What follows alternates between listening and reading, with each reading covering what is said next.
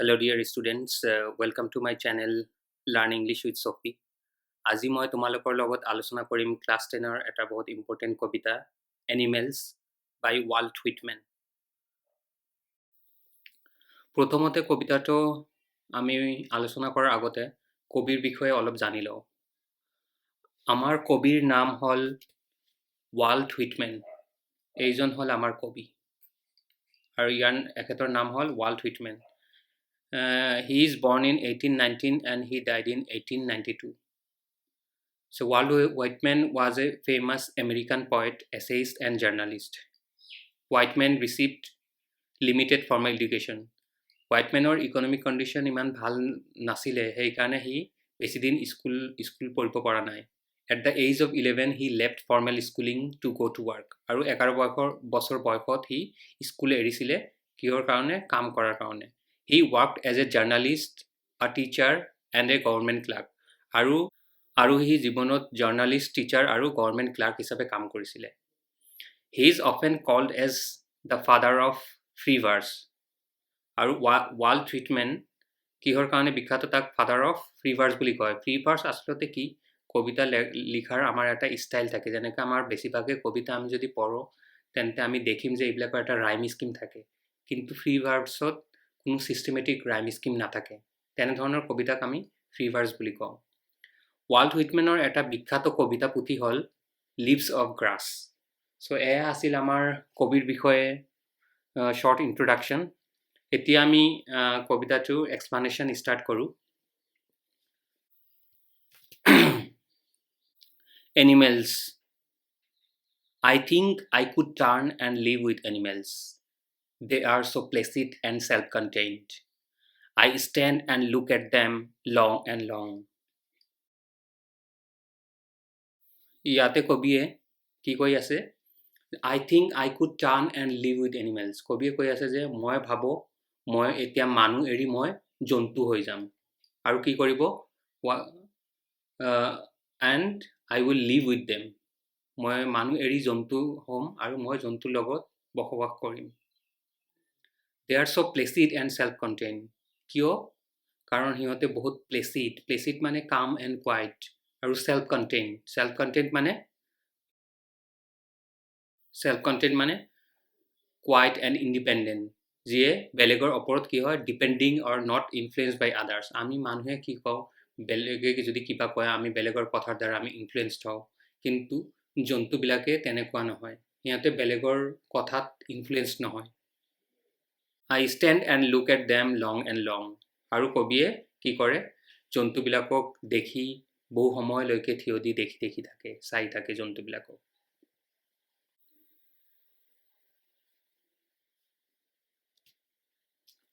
So next stanzat কবিয়ে কি কৈ আছে, কবিয়ে কৈ আছে they do not sweat and whine about their condition. কবিয়ে কৈ আছে কাৰ বিষয়ে, এনিমেলৰ বিষয়ে কৈ আছে। কি হয়, they do not sweat মানে হ'ল ঘামা। আমি কেতিয়া ঘামো, গৰমত যেতিয়া আমি কোনো কাম কৰোঁ তেতিয়া আমি ঘামি যাওঁ। কবিয়ে কৈ আছে জন্তুবিলাকৰ কিয় ইহঁতে ইমান কঠোৰ পৰিশ্ৰমো নকৰে, সেইকাৰণে ইহঁতে নাঘামে, তাৰমানে ইহঁতে হাৰ্ডৱাৰ্ক নকৰে। and whine about their condition. whine মানে হ'ল কি, complain, to cry, to complain, আমি বেয়াকে আমি অভিযোগ কৰোঁ, তাকে বুলি আমি কি কওঁ, whine বুলি কওঁ। So they do not sweat and whine about their condition. জন্তুবিলাকে সিহঁতৰ যিটো অৱস্থা আছে তাৰ বিৰুদ্ধে সিহঁতে কোনো অভিযোগ নকৰে, কোনো কমপ্লেইন নকৰে। They do not lie awake in the dark and weep for their sins. আৰু জন্তুবিলাকে ৰাতি মাজনিশা সিহঁতে শুই থাকি সিহঁতে জাগি নাথাকে। আমাৰ মানুহে কি কৰে, ধন সম্পদ অৰ্জন কৰাৰ কাৰণে বহু বেয়া কাম কৰে, আৰু এই বেয়া কামৰ ফলত সিহঁতে ৰাতি যদিও শুই থাকে কিন্তু সিহঁতৰ টোপনি নহয়, আৰু ৰাতি সিহঁতে কি কৰে, উইপ কৰে, কান্দি সিহঁতৰ যি পাপ কাম কৰিছে তাৰ বিষয়ে সিহঁতে ভাবি থাকে, সেইকাৰণে সিহঁতৰ টোপনি নহয়। জন্তুবিলাকৰ এইবিলাক কাম নকৰে, আৰু সেইকাৰণে জন্তুবিলাকে ৰাতি ভালকৈ টোপনি হয়। আৰু জন্তুবিলাকে কি কৰে, they do not make me sick discussing their duty to God. জন্তুবিলাকে ভগৱানৰ যে আমাৰ কি কৰ্তব্য, ঈশ্বৰৰ কাৰণে আমাৰ কি কৰ্তব্য, এইবিলাক কৈ আমাক কি কৰে, আমাক ইৰিটেট নকৰে। আমি মানুহে বেলেগক কওঁ আমাক পূজা কৰিব লাগে, নামাজ পঢ়িব লাগে, গীৰ্জাত যাব লাগে, কিন্তু জন্তুবিলাকৰ এইবিলাক ধৰ্মৰ কোনো কনচেপ্ট নাই আৰু এইবিলাক কথা কৈ কৈ সিহঁতে বেলেগক আমনি নিদিয়ে।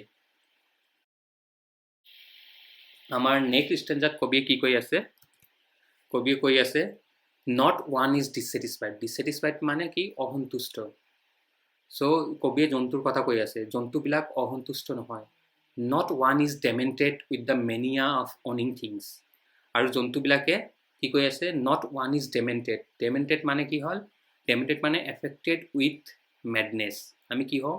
এনেকৈ আমাৰ অৱস্থা হৈ যায় যে আমি পাগলৰ নিচিনা হৈ যাওঁ। তো কবিয়ে কৈছে not one is demented with the mania of owning things. আমি কেতিয়াবা আমি কি হওক, কোনো এটা বস্তুৰ কাৰণে আমাৰ বা লাইফত আমাক কিবা এটা লাগে, তাৰ কাৰণে আমাক ইমান বেছিকৈ আমি এইটো বিচাৰোঁ যে আমি অবচেছড হৈ যাওঁ আৰু আমি তাৰ কাৰণে আমি পাগলৰ নিচিনা হৈ যাওঁ। তো কবিয়ে কৈ আছে মানুহো যেনেকা কিবা ধন সম্পত্তিৰ কাৰণে পাগলৰ নিচিনা হৈ যায়, জন্তুৱে তেনেকা নহয়। Not one kneels to another. Kneel মানে হ'ল আমি আঁঠুকাঢ়ি যে বহো, তাকে কয় নীল ডাউন, নীল। চ' নীল মানে bow down. So' not one kneels to another not to his kind. আৰু কবিয়ে কি কৈ আছে? জন্তুবিলাকে কাৰো আগত আঁঠুকাঢ়ি নবহে বা ৰিছপেক্ট কৰাৰ কাৰণে, প্ৰাৰ্থনা কৰাৰ কাৰণে, ক্ষমা খোজাৰ কাৰণে জন্তুবিলাক কাৰো আগত নীল ডাউন নকৰে। Not to his kind that lived thousands of years ago. আৰু সিহঁতৰ যিটো পূৰ্বপুৰুষ, তাৰো আগত সিহঁতে আঁঠু নাকাঢ়ে। আমি মানুহে কি কৰোঁ? আমাৰ যিবিলাক আগৰ মানুহ আছিলে সিহঁতক আমি পূজা কৰোঁ, ৰিছপেক্ট কৰোঁ, উপাসনা কৰোঁ, কিন্তু জন্তুবিলাকে এইবিলাক নকৰে, কাৰণ জন্তুবিলাকৰ কোনো ধৰ্মৰ কনচেপ্ট নাই। Not one is respectable or unhappy over the whole earth. আৰু জন্তুবিলাকে কি হয়? কোনো যে আমাৰ মানুহত কি থাকে, এজনে সন্মানীয় আৰু বাকী এজনৰ সন্মান নাই, কিন্তু জন্তুবিলাকৰ এইবিলাকৰ সন্মানৰ কোনো কনচেপ্ট নাই। আৰু জন্তুবিলাক অসুখী নহয়। পৃথিৱীত যি হৈছে তাক লৈ সিহঁতে অসুখী নহয়।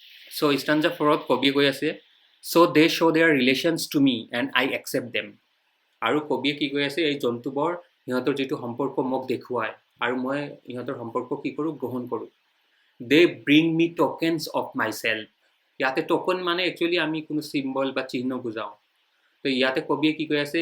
জন্তুবোৰ কি কৰে? সিহঁতে মোক টোকেন দিয়ে। টোকেন মানে আমাৰ এই কবিতাৰ কনটেক্সটত টোকেন মানে গুড কোৱালিটিজ। আমাৰ জন্তুবিলাকৰ যিবিলাক গুড কোৱালিটিজ সেইবিলাকক বুজাইছে, যেনেকৈ simplicity, calm and quietness, self contained and uncomplaining nature of animals. এইবিলাক কোৱালিটি যিবিলাক আছে এইবিলাকে হ'ল ইয়াতে টোকেন বুলি কৈছে কবিয়ে। They bring me tokens of myself. They evince. Evince মানে শ্ব' কৰা, দেখুওৱা। They evince them plainly in the possession. I wonder where they get those tokens. আৰু কবিয়ে এতিয়া কৈ আছে যে কি? মই ভাবি থাকোঁ যে সিহঁতে এইবিলাক ভাল গুণবোৰ, এই টোকেনবোৰ ক'ত পালে সিহঁতে। আৰু কবিয়ে এতিয়া লাষ্ট লাইনত নিজকে কুৱেশ্যন কৰি আছে, did I pass that way huge times ago and negligently drop them. আৰু মই এইবিলাক যিবিলাক গুণ আছে, বহু সময় আগতে মই এই গুণবিলাক মই হেৰুৱাই পেলাইছোঁ নেকি? মই নেগলিজেণ্টলি, কেয়াৰলেছলি থকাৰ কাৰণে সিহঁতৰ জন্তুবিলাকৰ যেনেকুৱা ভাল গুণ, এই ভাল গুণবিলাক মই হেৰুৱাই পেলাইছোঁ নেকি? কবিয়ে নিজকে কুৱেশ্যন কৰি আছে। এয়া হ'ল আমাৰ কবিতাটোৰ actually stanza wise explanation. Main পইণ্টছবিলাক কি হয় কবিতাটোৰ? ইম্পৰ্টেণ্ট পইণ্টবিলাক এইবিলাক হ'ল, first number 1, the poet is more comfortable with animals than humans. কবিয়ে প্ৰথমতে কৈ আছিলে, ফাৰ্ষ্ট ষ্টেঞ্জাতে কৈ আছিলে কি?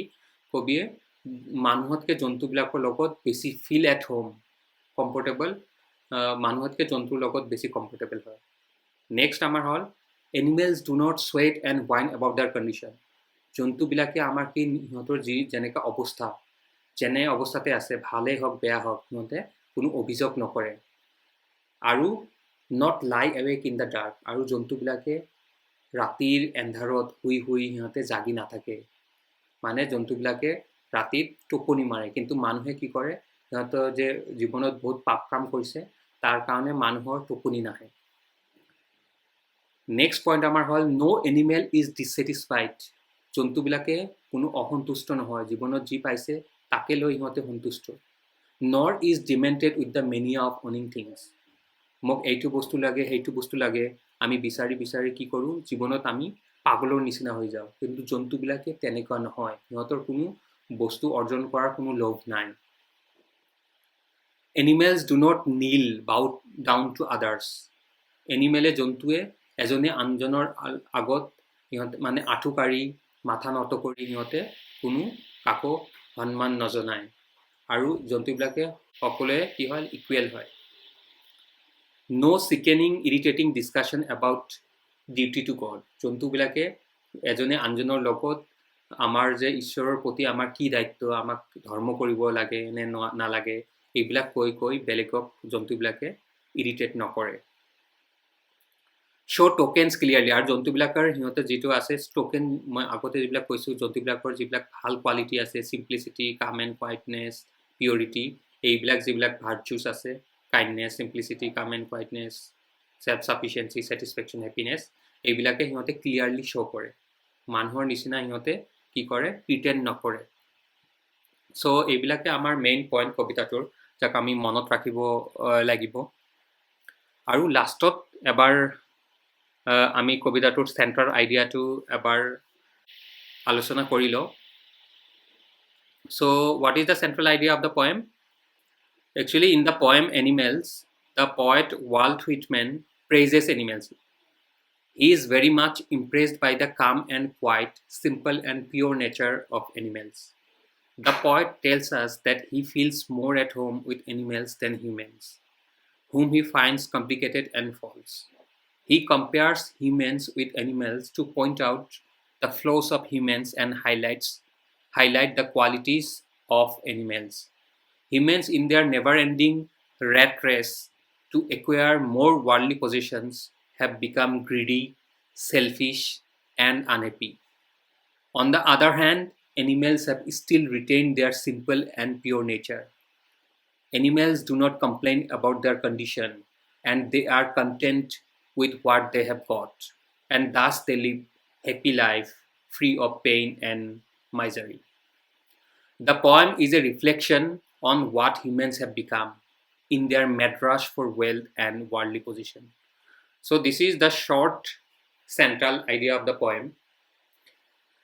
আৰু লাষ্টত মই এবাৰ আমাৰ অসমীয়াত এবাৰ চেণ্ট্ৰেল আইডিয়াটো কৈ লওঁ যাতে তোমালোকৰ বুজাত আৰু বেছি সুবিধা হয় চ' আমাৰ কবিয়ে কি কৰিছে ইয়াতে কবিয়ে কি কৰিছিল এদিন কবিয়ে বহি একচুৱেলি জীৱ জন্তুৰ বিষয়ে ভাবি আছিল তাৰপিছত কবিয়ে লক্ষ্য কৰিছিল যে জন্তুবিলাক বহুত সহজ সৰল আৰু শান্তশিষ্ট হয় সিহঁতে স্বয়ংসম্পূৰ্ণ আৰু আত্মসন্তুষ্ট আৰু সুখী হয় মানুহৰ দৰে জন্তুবিলাকৰ কোনো লোভ লালসা নাই কোনো আশা আকাংক্ষা নাই দিনে ৰাতিয়ে কষ্ট কৰি কপালৰ ঘাম মাটিত পেলাই ধন সম্পত্তি অৰ্জন কৰাৰ কাৰণে জন্তুবোৰ কোনো চেষ্টা নকৰে জন্তুবোৰ নিজৰ কণ্ডিশ্যনৰ কাৰণে কাকো অভিযোগ নকৰে সিহঁতে যি অৱস্থাত আছে তাতেই সুখী থাকে মানুহে লোভ লালসাত পৰি বেলেগৰ লগত হিংসা কৰে অন্যায় অত্যাচাৰ আৰু বহু পাপ কাম কৰে যাৰ কাৰণে সিহঁতে এন্ধাৰ ৰাতি মাজ নিশাত জাগি থাকে পাপৰ শাস্তিৰ ভয়ত সিহঁতৰ টোপনি নাহে কিন্তু জন্তুবোৰে বিন্দাছ নাকত তেল দি ৰাতি টোপনি মাৰে গাড়ী ঘৰ টিভি ফ্ৰিজ মোবাইল লেপটপ কোনে কিমান কিনিব পাৰে এই কম্পিটিশ্যনত মানুহে বলিয়া হৈ গৈছে ইমান থকাৰ পিছতে মানুহ অসন্তুষ্ট অসুখী মোৰ একো নাই মোক আৰু লাগে মোক আৰু বেছি লাগে বুলি কান্দি থাকে মানুহ কিন্তু জন্তুবোৰ তেনে নহয় জন্তুবোৰ আঁঠুকাৰি কাৰো আগত প্ৰাৰ্থনা নকৰে জীৱ জন্তুৰ মাজত কোনো উচ নিচ নাই কোনো ধনী দুখীয়া নাই সিহঁত সকলোৱে সমান জন্তুবিলাকৰ এইবোৰ গুণ ভাবি কবিয়ে বহুত ইমপ্ৰেছড হৈছে সেয়ে কবিয়ে কৈ আছিলে মই এতিয়া মানুহ এৰি জন্তু হ'ম মই জন্তুবোৰৰ লগত বসবাস কৰিম শেষত কবিয়ে ভাবি আছে জন্তুবোৰ এই ভাল গুণবোৰ ক'ত পালে এনে ইন'চেন্স চিম্পলিচিটি calm and কোৱাইটনেছ self satisfaction happiness এই গুণবোৰ জন্তুবোৰ ক'ত পালে আৰু জন্তুবিলাকৰ এই গুণবোৰ পৃথিৱীৰ ধন সম্পদ অৰ্জনৰ লোভ লালসাত মই বহু আগতে হেৰাই গৈছোঁ নেকি কবিয়ে নিজকে এয়া একচুৱেলি সুধি আছে চ' এয়া হ'ল আমাৰ কবিতাটোৰ চুমু সাৰাংশ আৰু মই আশা কৰোঁ যে তোমালোকে বুজি পাইছা so' thank you for being with me আৰু তোমালোকক যদি ভাল লাগে তেন্তে please like share and subscribe কৰিবা till then Bye and take care.